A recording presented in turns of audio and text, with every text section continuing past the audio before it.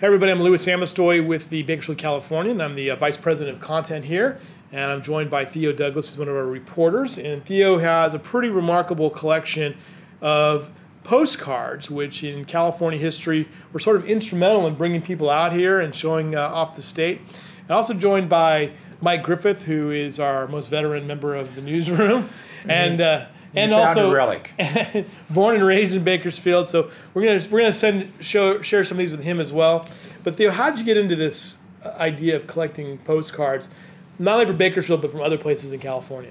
I've just been always interested in how things looked originally. So much of California has been redeveloped over the years as land has become more valuable and buildings have come in and out of fashion, and earthquakes have knocked down some of those buildings. And so I just think it's really interesting, and I think postcards really show what this state once looked like. We have about a dozen of these pictures or these postcards. Which one stands out in your mind here from Bakersfield that you really kind of love?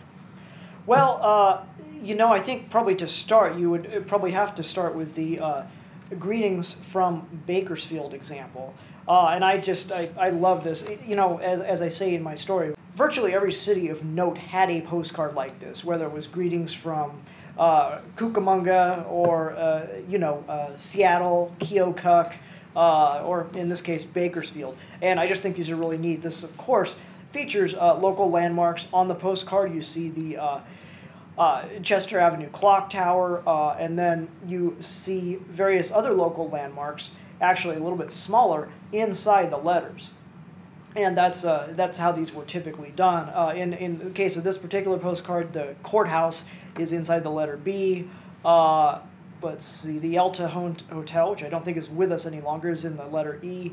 Kern County Hospital, likely predecessor to Kern Medical Center, is in the letter R. The Padre Garces statue at the traffic circle is in the S, and then the Padre Hotel is in the letter L. And I just think this is a great... And that Kern County Hospital became Kern General Hospital, which became Kern Medical Center. Did it really? Okay, see, so there's the lineage. My mom worked there for decades. Wow, that is so cool. Thank you for that. And we're a little uncertain when this was actually printed because of a couple conflicting population estimates here on the back. But it's a kind of an older example. It's got a rougher, sort of a linen-like texture, and it's beautiful. Neat example. A couple of that stand out in my mind here. One is this one right here, which is the lake of oil near Bakersfield, California, and this is a beautiful one. This is probably, I don't know, maybe not quite 100 years old, but it feels that way. It does. And to see all those old oil derricks, Griff. Those old oil derricks, and there's plenty of stories around Bakersfield and Taft of lakes of oil and stuff. And I'm sure. Even as a kid, I remember you could just take oil waste and stuff and have it. If you go out Highway 65 to Formosa, there just used to be ponds out there, basically oil waste and stuff. And different era now for sure. It is. Another one that stands out for Mike Griffith would be the Ming Lake one, and I'm guessing there's some kind of race.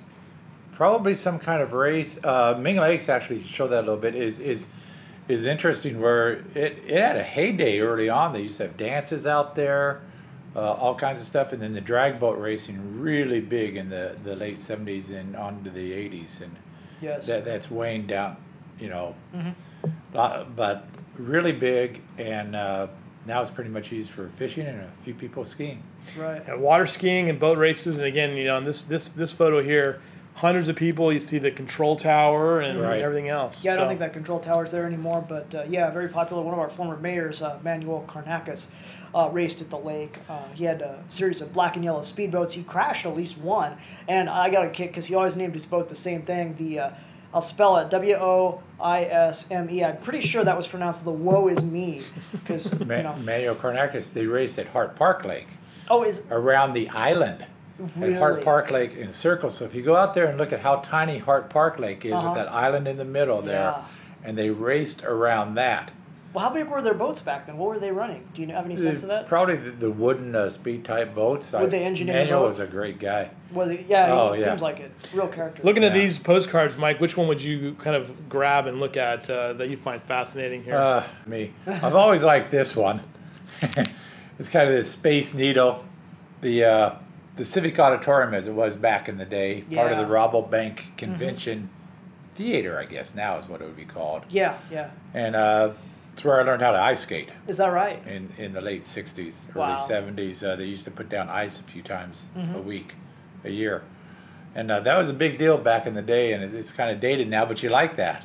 Yeah, it really it has a mid-century look that we are again coming to appreciate, and actually our lifestyle editor Jennifer Self, that's one of her favorite postcards too. I just really like how space age mid-century it looks. You know, it's got that pylon on top, and yeah, just a classic example of that style of architecture. You know, kind of not unlike the Capitol Records building, although you know down in Hollywood, although it's much shorter, of course. I think the most artistic one we have here is probably this one, which is the 24th Street Cafe, which is one of the kind of landmark restaurants downtown. Yes. And this is just a beautiful picture with the ham and eggs, steak and chops part on this, and it's called something else. G's Coffee Shop, is that what it's? Size Coffee Shop, C-Y right? apostrophe S. Yeah. So Yeah. you remember that place? No, I don't remember that. So. That's just to me, just a classic example of, again, mid-century architecture. Just a real simple building, little box, but then one front corner of it kind of rises up, and it's got a pylon sign like they all did. Just a really neat way of doing it. And that original building is still there today. You know, it's been expanded and changed around a little bit, but yeah, the bones are still there.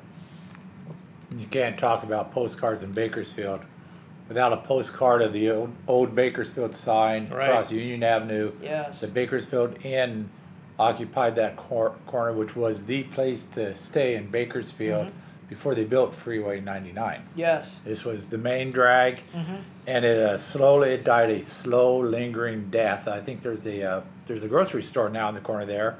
The recreated sign is next to the Crystal Palace on that road. With the original letters, but not. But the even in the sign. 70s, this was still a pretty good place to go. I remember having a fake ID and being in there. Wait a minute here. Yes, I remember What's the going to statute the of bar at the limitations on that? Bakersfield Inn. I think it's up. You Called Chief Williamson right away. and drinking vodka at the Bakersfield Inn. Nice. Good to know. Yeah, I like this.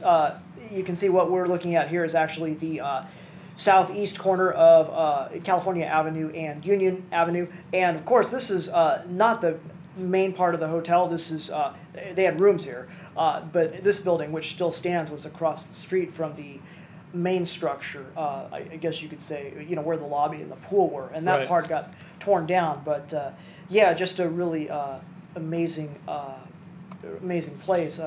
One resident in Bakersfield, Vanessa Van Gel, tells me that reportedly Clark Gable and Carol Lombard, when they got married in the 30s, honeymooned here at the Bakersfield. No, they well could have. That was a very, very big hotel. Well, you can read all about this with Theo's story online on Bakersfield.com, on our mobile apps, and in the newspaper on Sunday. Thanks to Mike Griffith for giving us a little more context. Theo, great work as always. Thank you. Thank you guys for joining us.